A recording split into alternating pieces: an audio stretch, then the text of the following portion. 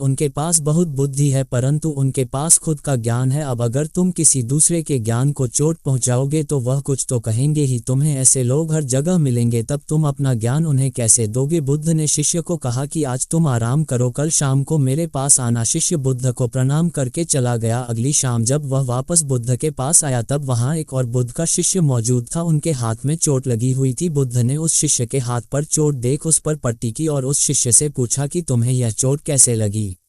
शिष्य ने कहा, हे बुद्ध, आपने पूर्व के एक गांव में मुझे जाने के लिए कहा था, वहीं मुझे यह चोट लगी। बुद्ध ने कहा, वहां तुम्हारे साथ क्या क्या हुआ तुम मुझे बताओ। शिष्य ने कहा, हे बुद्ध, वहां पर मैंने सबसे भिक्षा मांगी लेकिन किसी ने मुझे भिक्षा नहीं दी। एक व्यक्ति जिसने भिक्षा दी थी उसने भी वह मुझे जमीन पर फेंक कर दी और कहा उसे उठा लो। मैंने चुपचाप उसे उठाकर अपने पात्र में रख लिया और उसे कल्याण का आशीर्वाद दिया। तब उस व्यक्ति ने मुझसे कहा, आप बड़े ही अजीब व्यक्ति हो, मैं आपका अपमान कर रहा हूँ और आप मुझे आशीर्वाद दे रहे हैं। मैंने उनसे कहा कि आप धनी हैं, आपने मुझे दान दिया है इसलिए मैं आपको आशीर्वाद दे रहा हूं। फिर वहां से मैं आगे गया तो कुछ लोगों ने मुझे वहां से जाने के लिए कहा। उन्होंने मुझे कुछ अपशब्द कहे और मुझ पर कुछ पत्थर फेंके जिससे मुझे चोट लग गई। जब मैं वापस आ रहा था तब मैंने एक माँ को रोते हुए देखा, वह अपने बीमार बच्चे को लेकर चिंतित थी। मैं तुरंत जंगल से जाकर उसके लिए जड़ी बूटी ले आया लेकिन वहाँ के लोग मुझे जड़ी बूटी देने नहीं दे रहे थे। फिर मैंने उनसे विनती की कि वह मुझे उस बच्चे का इलाज करने दें, उसके बाद वो जैसा कहेंगे मैं ठीक वैसा ही करूँगा। फिर जिस व्यक्ति ने मुझे भिक्षा दी थी उसने गाँव वालों को समझाया, तब उन्होंने मुझे उस बच्चे को जड़ी बूटी लगाने दी। उसके बाद वह बच्चा ठीक हो गया। फिर गाँव वालों ने मुझसे अपने किए गए अभद्र व्यवहार के लिए क्षमा मांगी और मुझे धन्यवाद कहा। फिर मैं वहां से वापस आ गया।